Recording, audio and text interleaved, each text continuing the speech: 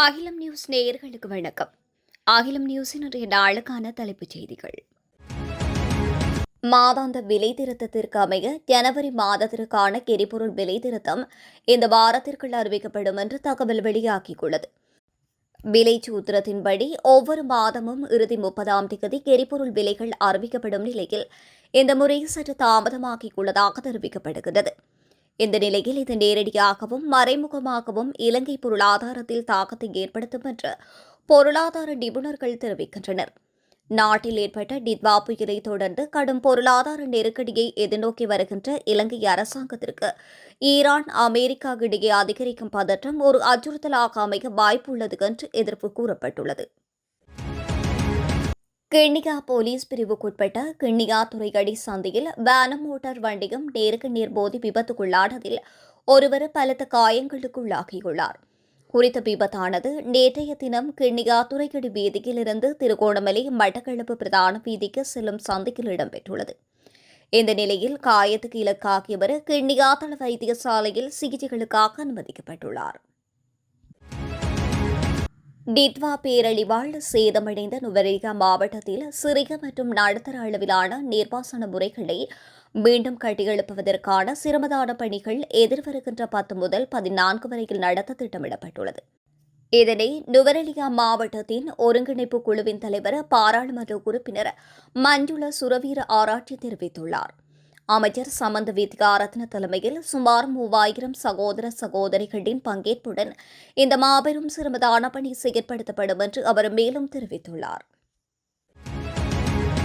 கொழும்பு கண்டி வீதியின் பரகாபொல தொலங்கமுவ பகுதியில் முச்சக்கர வண்டி ஒன்று பேருந்துடன் மோதி விபத்துக்குள்ளாகியுள்ளதாக தெரிவிக்கப்படுகிறது. முச்சக்கர வண்டியை ஓட்டிச் சென்றவர் மற்றும் பின்னால் அமர்ந்து சென்ற அவரது மகள் உட்பட இருவரும் காயங்களுக்கு உள்ளாகி வைத்தியசாலையில் அனுமதிக்கப்பட்டுள்ளதாக தெரிவிக்கப்படுகின்றது. விபத்து தொடர்பில் பேருந்தின் சாரதி கைது செய்யப்பட்டுள்ளதுடன் பேருந்து சாரதியின் கவனக்குறைவே விபத்துக்கு காரணம் என்று வரகாபொல போலீசார் தெரிவித்துள்ளனர். முழுநாடும் ஒன்றாக எனும் செயற்திட்டத்தின் கீழ் நடத்தப்பட்ட சோதனையில் 858 சந்தேக நபர்கள் கைது செய்யப்பட்டுள்ளனர். இதில் 12 சந்தேக நபர்களுக்கு பிடியாணை பெறப்பட்டுள்ளதாகவும் போலீசார் தெரிவித்துள்ளனர். மேலும் கைது செய்யப்பட்ட 15 சந்தேக நபர்கள் மறுவாழ்விற்காக பரிந்துரை செய்யப்பட்டுள்ளதாகவும் போலீசார் தெரிவித்துள்ளமை குறிப்பிடத்தக்கது. வெளிநாடுகளில் வசிக்கும் இலங்கையர்களுக்கு வாக்களிக்கும் உரிமையை வழங்குவது தொடர்பாக தேர்தல் ஆணைக்குழுவுடன் பேச்சுவார்த்தை ஆரம்பிக்கப்பட்டுள்ளதாக தெரிவிக்கப்பட்டுள்ளது. வெளிவிவகார பிரதிகா அமைச்சர் அருண் ஹேமச்சந்திர இதனை தெரிவித்துள்ளார். இந்த திட்டம் எதிர்வருகின்ற தேர்தல்களில் ஒரு முன்னோடி திட்டமாக செயற்படுத்தப்படும் என்றும் எதிர்பார்க்கப்படுவதாகவும் அவர் குறிப்பிட்டுள்ளார். வெலிகம கடற்கரை வீதியில் நேற்று இரவு இடம்பெற்ற வாகன விபத்தில் வெளிநாட்டவர் உயிரிழந்ததாக தெரிவிக்கப்படுகிறது. 42 வயதுடைய ஸ்லோவாக்கியா நாட்டைச் சேர்ந்தவர் என்று போலீசார் தெரிவித்துள்ளனர். வெளிநாட்டவர் வீதியில் நடந்து சென்று கொண்டிருந்த போது மாத்தறையிலிருந்து காலை நோக்கி சென்ற ஜீப் மீது மோதிக்குள்ளார். விபத்தில் பலத்த காயமடைந்தவர் வலான வைத்தியசாலையில் சேர்க்கப்பட்ட நிலையில் உயிரிழந்துள்ளதாக தெரிவிக்கப்படுகிறது.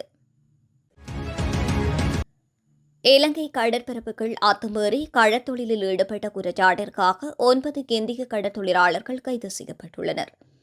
எல்லை தாண்டி கடற்தொழிலில் ஈடுபட்டதாக கூறி இலங்கை கடற்படையினர் நேற்று குறித்த கைது நடவடிக்கையை முன்னெடுத்துள்ளனர்.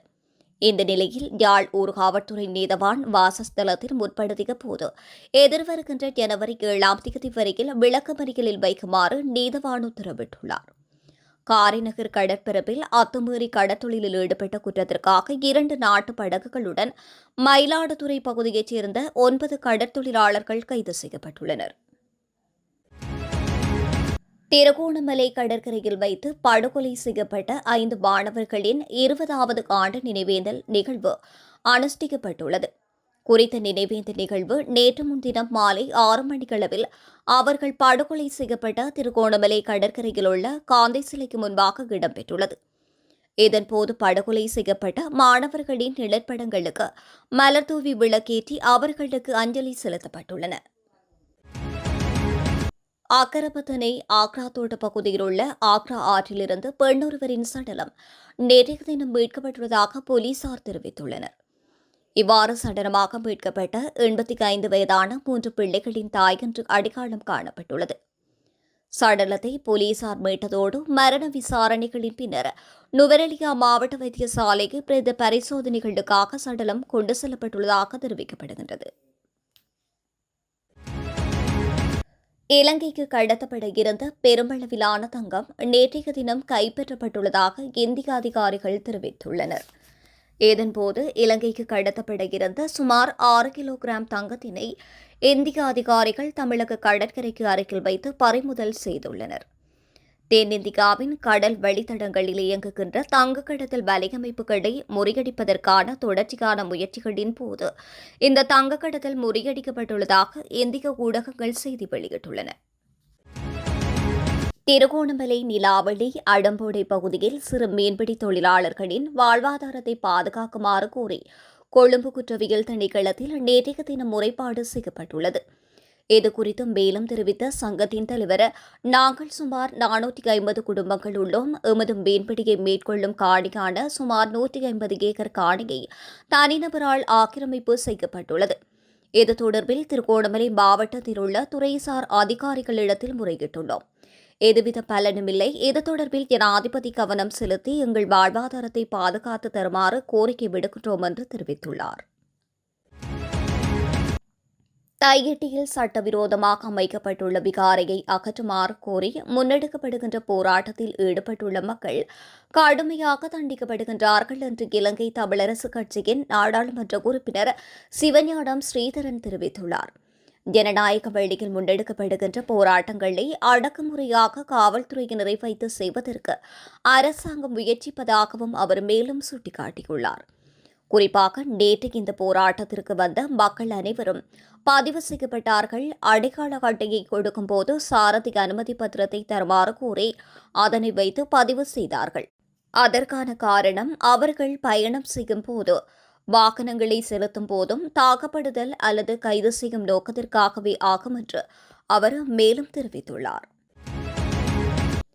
வடக்கு, கிழக்கு மற்றும் ஊவா மாகாணங்களில் எதிர்வருகின்ற 5ஆம் தேதியிலிருந்து மழை அதிகரிக்கும் என்று வளிமண்டலவியல் திணைக்களம் அறிவித்துள்ளது. கிழக்கு ஊவா மாகாணங்களிலும் பொலனறுவை, மாத்தளை மற்றும் நுவரெலியா மாவட்டங்களிலும் அவ்வப்போது மழை பெய்யக்கூடிய சாத்தியம் காணப்படுகின்றது.